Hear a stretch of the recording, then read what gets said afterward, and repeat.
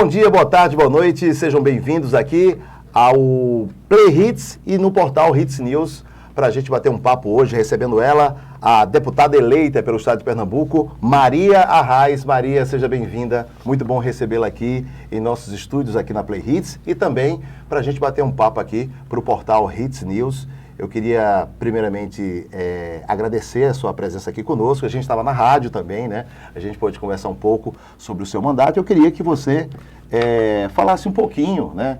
Como é que está sendo essa experiência? A gente sabe da sua dinâmica como política. Conta para o pessoal que está em casa. André, obrigada mais uma vez pelo convite. A gente vinha conversando da importância que vocês têm na região metropolitana. E eu fico muito feliz de poder, mais uma vez, estar conversando com essa audiência tão gigante que a gente sabe que vocês têm. Então, fico muito feliz desses meus primeiros 100 dias estar de volta aqui para contar um pouco mais do mandato. Agradeço muito o convite ao pessoal, a Raíssa que esteve com a gente na rádio, a Júnia, a CEO da rádio. E tamo junto. Vamos embora. Os 100 dias de mandato, qual a sua avaliação? Os primeiros 100 dias pareceram 100 anos de tanto trabalho que a gente teve. Mas foi muito bom e com resultados muito proveitosos. Eu fiquei muito feliz. Porque, André, eu sei que muita gente às vezes não tem tanta esperança na política. Mas quando a gente vê que projetos tão importantes feitos que a gente apresentou já foram aprovados na Câmara, que vão para o Senado, dá uma esperança maior, sabe? Então, esses primeiros 100 dias foi de muito resultado, assim se eu posso dizer, de muito resultado, de muita entrega para o povo pernambucano. E eu tenho certeza que é o início de um grande trabalho que vem pela frente. Eu estou muito satisfeita com o resultado. E o projeto de lei que torna definitivo o laudo médico? Eu queria que você explicasse. Muita gente não sabe, né, sobre esse projeto. Explica para quem está em casa. Isso, exatamente. Esse foi um dos primeiros projetos que eu apresentei, acho que na segunda semana de mandato. A gente pega muito projeto vindo da demanda que vem quando a gente acompanha as redes sociais. Então, a gente pôde ver aquele apresentador Marcos Mion falar da dificuldade do seu filho que tem autismo. Então, ele comentou que o estado de São Paulo tinha negado uma lei que era para tornar permanente o laudo para as pessoas do espectro autista. E qual é a dificuldade disso? Porque quem tem autismo, quem está no espectro, vai estar sempre no espectro, né? Então, ele pode muito bem fazer uma terapia, tomar um remédio, fazer um acompanhamento psiquiátrico, mas vai estar sempre, vai ser portador daquela doença. Então, qual é a necessidade que tem de renovar o laudo? Nenhuma. A doença vai estar lá existindo. Então, isso causava muita descontinuidade nos tratamentos, porque a pessoa tinha que estar sempre renovando o laudo, tinha que estar sempre pegando o novo laudo, o paciente, a família, que já é muito sobrecarregada com esses tratamentos, as terapias que fazem. Então, a gente protocolou um projeto de lei para tornar permanente os laudos de doenças de caráter irreversível, porque se tem caráter reversível, não vai mudar. Então, foi aprovada no Congresso por unanimidade, inclusive foi uma votação simbólica, a gente nem precisou votar. A votação simbólica é quando os líderes do partido votam para todos os deputados e a gente conseguiu aprovar essa lei com muita facilidade e felicidade. E ela agora vai para o Senado e a gente vai estar acompanhando.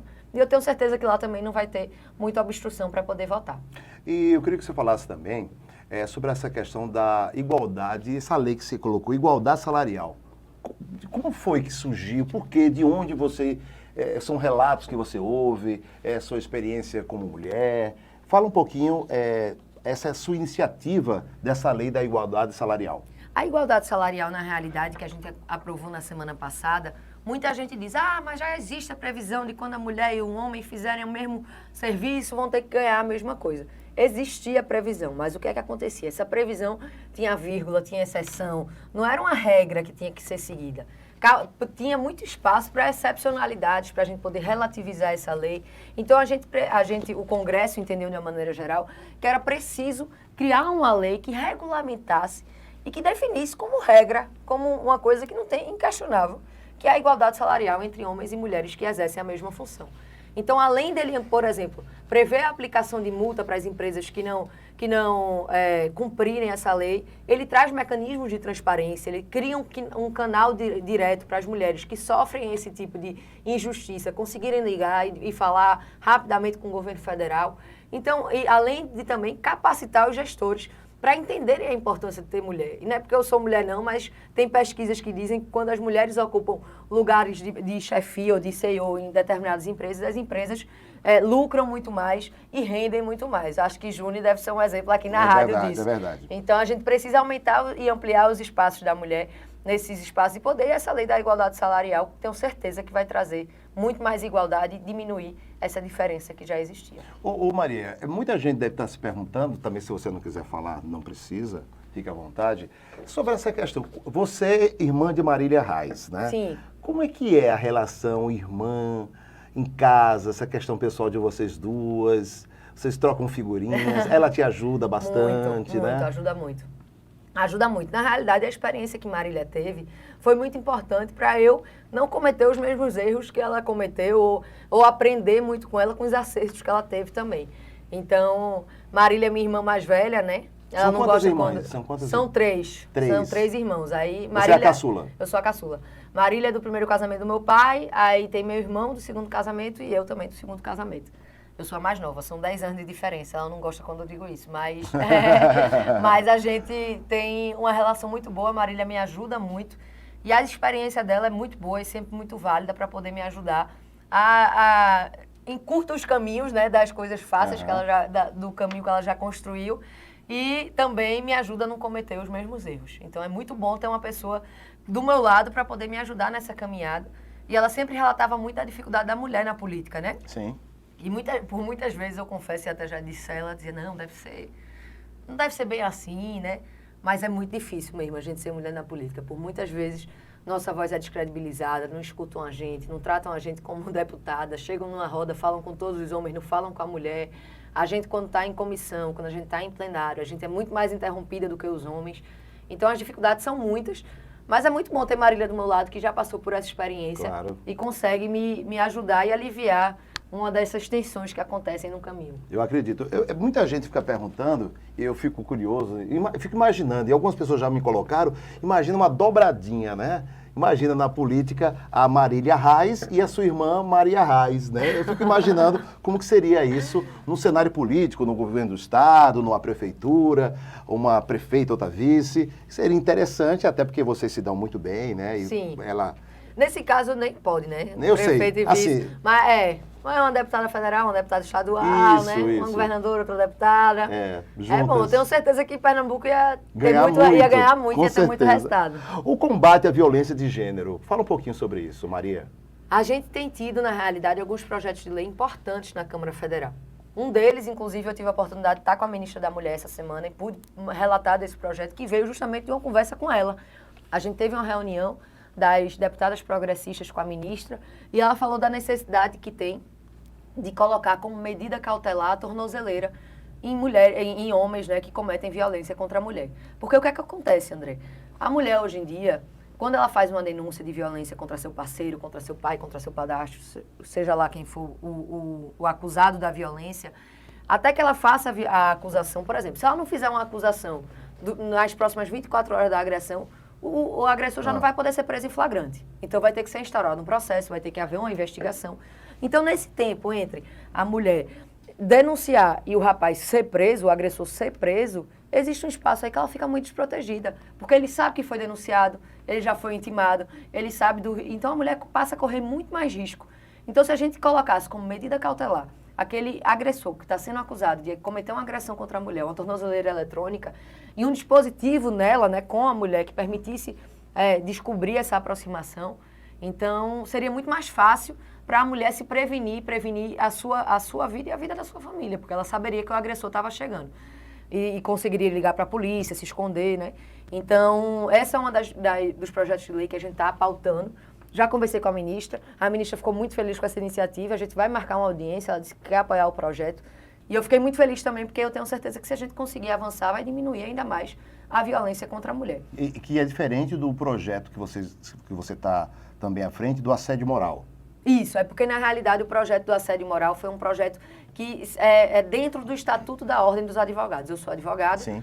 E a gente não tinha dentro do Estatuto da Ordem da OAB uma previsão como uma infração ético-disciplinar. Se um advogado cometesse contra um advogado, um estagiário, uma secretária, um assédio moral, sexual, uma discriminação, ele não sofreria medidas disciplinares dentro do Estatuto da Ordem. Então, hoje, esse projeto de lei que eu fui relatora é um projeto que prevê como infração ético-disciplinar, e esse advogado vai perder, inclusive, vai suspender os seus direitos de advocacia durante algum período, depende da decisão do Conselho, Porque a gente entende que um advogado, além de ser punido na esfera criminal e na esfera penal, ele precisa ser punido dentro da sua profissão. Porque se ele cometer um crime dentro de um escritório de advocacia, ele tem que também ser punido naquele ambiente. Então, essa lei foi muito bem vista, inclusive foi uma conversa, um diálogo muito grande que a gente teve com a OAB, e foi muito bom e foi muito proveitoso também. Foi outra votação que também foi simbólica. A gente não precisou votar porque foi unanimidade e todo mundo aceitou. 5 meses de governo Lula, queria que você fizesse um levante, né? Passasse para quem está em casa as suas observações, inclusive também sobre as críticas, né, que porventura tenham ao governo Lula nesses 5 primeiros meses. Fala um pouquinho para a gente sobre isso, Maria. A sensação que eu tenho nesses 5 meses, André, é de muita esperança, sabe? Sim. São muitos projetos que o presidente Lula apresentou nesses 5 meses. A volta do Minha Casa Minha Vida, o aumento real do salário mínimo, o Bolsa Família. Ele trouxe também o Mais Médicos, o PPA. Então, assim, são muitas coisas que o presidente Lula tem entregado. Hoje, inclusive, ele vai estar aqui no nosso estado novamente, né? Ele não, desculpa. O governo federal, os ministros vão estar aqui para fazer uma análise do plano plurianual. Então, é muita entrega e muito diálogo, que eu acho que é importante e fundamental, na realidade, para um governo. Então, eu fico muito feliz e eu tenho certeza que esses próximos 4 anos vão ser muito melhor do que os 4 anos que passaram.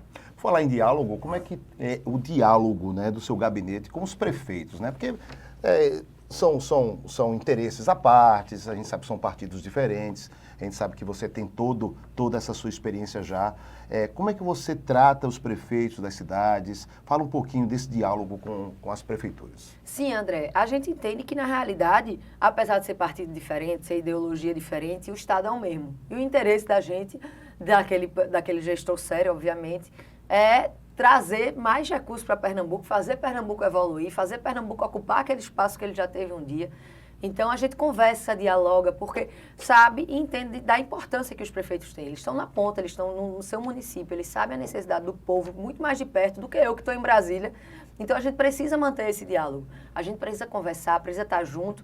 E o meu gabinete está sempre de portas abertas para o prefeito que quiser. Na marcha dos prefeitos que a gente teve em Brasília, no último mês, eu pude receber mais de 70 prefeitos no meu gabinete.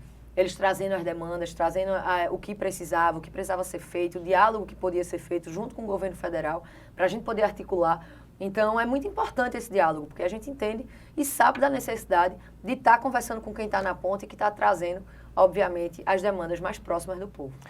Você falou das demandas do povo. Qual é o critério que você usa, Maria? Você recebeu vários prefeitos agora, como você falou. Quando chegam essas necessidades, né? Você sabe, você é pernambucana e sabe as necessidades do nosso estado e de várias cidades. Qual é a avaliação que você faz? Quando você olha assim, meu Deus, tudo isso aqui, o que é que eu vou primeiro fazer? Onde é que eu posso ajudar mais? Onde é que eu posso agir melhor? Aqui eu posso dar prioridade, que é uma emergência. Como é que você faz isso? André, na realidade, eu ainda estou me acostumando a criar um critério. Se o povo no meu gabinete que lute para me ajudar a poder tentar resolver os problemas que todo mundo traz. Desde um exame que uma pessoa quer fazer até um asfalto numa rua. Eu tento e me desdobro para a gente poder resolver da melhor maneira possível. Obviamente, tem problemas que são mais estruturantes dentro de uma cidade, né, como saneamento básico, como um hospital que está sem médico.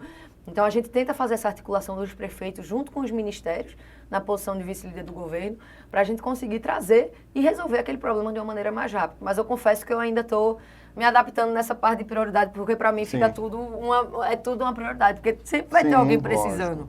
Então, eu ainda estou me adaptando. Às vezes o coração fala mais alto. Exatamente. Se for criança, então, é que me acaba. Caramba, eu imagino. Falar em prefeituras, necessidades, eu fico imaginando, sabe, Maria, essa questão da necessidade do nosso estado. Vamos falar do nosso estado, somos pernambucanos. E aí eu fico me perguntando, você, deputada federal, existe passa pela sua cabeça a possibilidade, não sei, de galgar outros projetos políticos para o nosso estado futuramente? Porque assim, você fala assim, não, André, mas não quero cumprir meu mandato de deputada federal, estou bem como deputada, mas a voz do povo é a voz de Deus. Né? Você me desculpe, você tem autonomia sobre a sua vontade, eu entendo tudo isso, né? Primeiramente Deus, mas se o povo quiser, não é uma coisa que você vai contra o povo. Não. Você é a favor ou contra o povo? Eu sou a favor do povo. Então, se o povo quiser que a Maria Reis seja a nossa futura prefeita, a nossa futura governadora? Eita, veja, a gente faz... Você vai olhar nos diálogo. olhos e falar, gente, eu sou muita emoção, infelizmente, eu vou aceitar. Não, a gente vai dialogar, né? Na realidade, eu tenho me identificado muito com o legislativo, Sim. porque tem muito a ver com a minha profissão, que é de advogada. Então, eu tenho gostado muito do trabalho lá na Câmara. Mas, obviamente, o povo pernambucano pede, quando o povo pernambucano pedir, a gente dialogar, a gente entender que é um projeto que vai dar certo para o povo de Pernambuco, que não vai ser um projeto para mim, vai ser um projeto para eles, a gente está aberta a conversar e ao diálogo, como a gente sempre teve em todos os âmbitos do nosso mandato. Olha aí, coisa boa. Aí inverte, né? Aí você sai candidata a governadora ou prefeita e a Marília sai a deputada, a senadora, né? A gente vai conversar, tem muita estrada pela frente ainda. Avaliação do governo estadual, a gente sabe que está tendo muitas críticas sobre a gestão da Raquel e da Priscila. Quais são as suas expectativas e suas observações? Sim, André. Primeiro, um ponto importante que eu acho a gente esclarecer aqui, que os palanques foram desmontados, né? Sim. A gente não está mais falando aqui entre duas candidatas que disputaram o governo, que foi minha irmã Marília Reis e Raquel Lira. A gente está falando sobre o governo de Pernambuco, que está acontecendo nesses últimos 5 meses, e sobre o que o povo está reclamando. E o que o povo está reclamando é que o problema do governo de Raquel começou lá na transição, quando na realidade não houve transição. Então, a gente teve um problema de que não houve uma transição, ela teve uma exoneração em massa, e o que a gente escuta é que essa exoneração em massa, desde então, desde o seu primeiro dia de governo, que foi janeiro, dia 1º de janeiro, vem causando uma descontinuidade enorme dos serviços. Até hoje, para você ter ideia, semana passada eu pude ver uma reportagem que diz que o pessoal da FUNASA estava reclamando que não tem funcionário, não tem gestor, não tem gente para atender o povo, os jovens que estão lá presos. Então, assim, é muita coisa que tem sido falada. A descontinuidade de serviço, a desorganização, a falta de diálogo. E isso não é só comigo, que sou irmã de Marília, que foi oposição a ela. Isso é com todos os deputados federais. Para você ter uma ideia, ela vai para Brasília e ela não liga para nenhum deputado para poder conversar e saber o que é que está sendo feito. Ela não recebeu nenhum deputado federal ainda. Só um, que é o coordenador da bancada. Somos 25.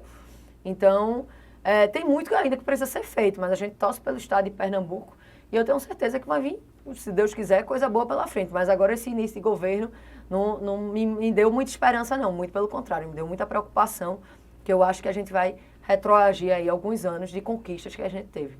Falar em esperança, o que é que os pernambucanos podem ter pensando em Maria Reis como deputada federal? O que é que você pode trazer de novidade? Existe alguma coisa que você já pode adiantar para o povo pernambucano à frente da cadeira de deputada federal, Maria? O que o povo pode esperar de mim, André, é uma jovem aguerrida que vai estar lá na Câmara Federal, trazendo o máximo de recursos que eu puder para o meu estado, ouvindo a população o máximo que eu puder, para a gente juntos tentar dialogar com o governo federal, poder viabilizar os projetos para o nosso estado. E eu tenho certeza que é só o começo. A gente tem muito projeto para ser feito. Pernambuco tem um potencial enorme, um potencial turístico, um potencial econômico, um potencial... tudo que você imaginar aqui cultural, a gente tem nesse estado.